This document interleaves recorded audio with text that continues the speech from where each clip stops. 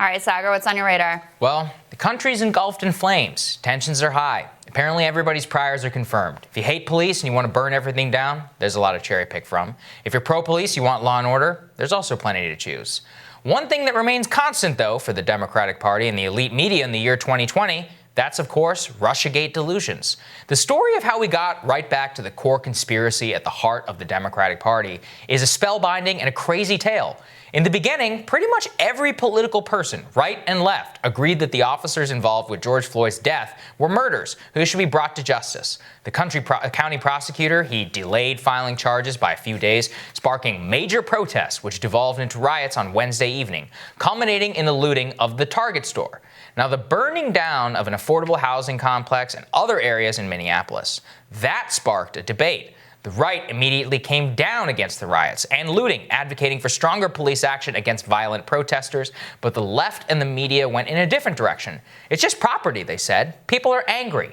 This is what justice looks like, they said. And a million people who know nothing about Martin Luther King decided to start posting his quote about how the riot is the language of the unheard. But the memo went out. Rioting and looting is fine because we agree with the underlying cause. But then the second night and the third nights happened. Minneapolis continued to burn, and the country caught fire. Democratic cities around the country decided to let their cities burn and get destroyed rather than actually enforce the rule of law against a violent mob. And they realized quickly that public opinion was turning dramatically against them, and they ultimately, rightfully, will get blamed for allowing this conflagration. So they decided to do what they always do, blame Russia and white nationalists. Minnesota officials like Governor Tim Walz, the mayor of St. Paul, the mayor of Minneapolis, all repeated the line that the majority of protesters who were participating in violence were coming out of the state. St. Paul Mayor Melvin Carter even went this far. We didn't make an enormous number of arrests, but every single person we arrested last night, I'm told, was from out of state. What we are seeing right now is a group of people who are not from here.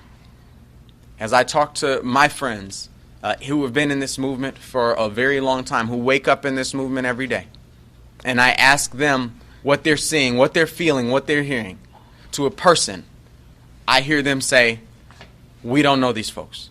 We don't know these folks who are agitating. We don't know these folks who are inciting violence. We don't know these folks who are first in to break a window.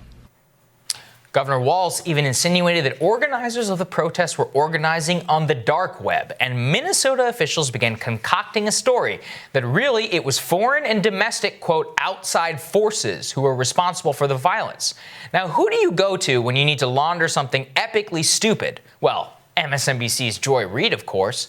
Reid picked up the nonsense insinuating that Russians and white nationalists were the ones responsible for the violence in Minneapolis. It was a theory that held up for approximately 1 hour until local news in Minnesota revealed that jail records in the city showed the majority of those arrested were in fact Minnesota residents in Minneapolis. Furthermore, when Attorney General Bill Barr identified Antifa as one of the left-wing organizations responsible for some of the violence, Reid flipped out. She claimed that there was, quote, already documented proof that white nationalist groups were responsible for the violence, despite the predominance of the evidence showing pretty clearly Antifa anarchists and other normal protesters were responsible for much of the violence that we see nationwide.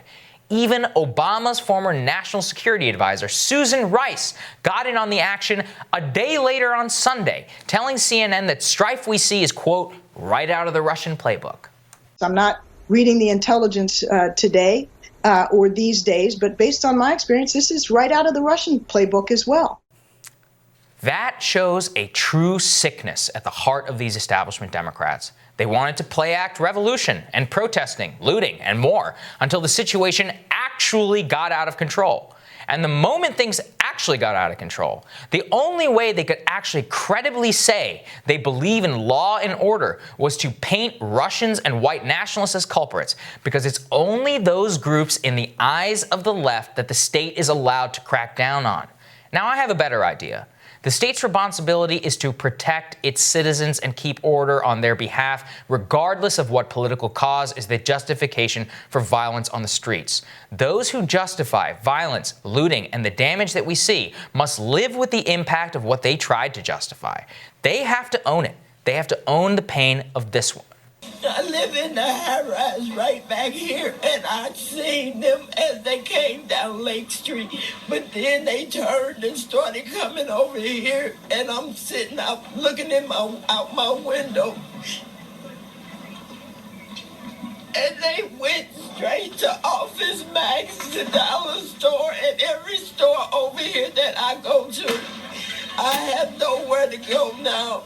I have no way to get there because the buses aren't running. These people did this for no reason. On a broader level, they must also own the fact they are doing tremendous damage to their own cause. The left has blown a moment where everyone from Sean Hannity to Rush Limbaugh agreed that George Floyd was murdered by advocating total anarchy instead.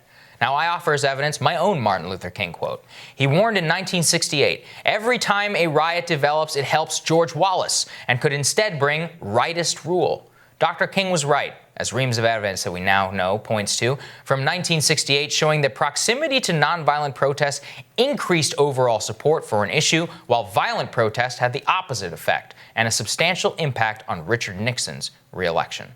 So I think, Crystal, there's something you covered in your radar and something in our discussion, which is so important, is you can't blame Russians and white nationalists for the uncomfortable fact that there are people in every city, major city in America, who are protesting and in some cases turning violent. Yeah. And I think that the Russiagate sickness, like I said, the only way that they could justify using police to crack down on violence is like, oh, no, they're Russians and white nationalists. Right. Whereas in my view, it's like, this is just a circumvention of trying to say, no, we need to make things, calm down. We need to use police force. And it's that sickness which shows that when you have double standards on when law and order should be enforced, that's actual societal collapse. And it's actually a replication of the terrible system that made it so that George Floyd could be murdered, so that the county prosecutor could just wait a day for no implicit reason, so that Ahmaud Arbery's killers could walk the streets for 45 days. Selective justice is not justice. Well, that's such a good point, is the rule of law broke down long before these riots broke out. And what we saw, especially in the early days when it was mostly just Minneapolis, you could kind of imagine like, oh, maybe people are coming in from now, they're flocking to this tinderbox. There's a lot of opportunity. And look, there are a lot of opportunities.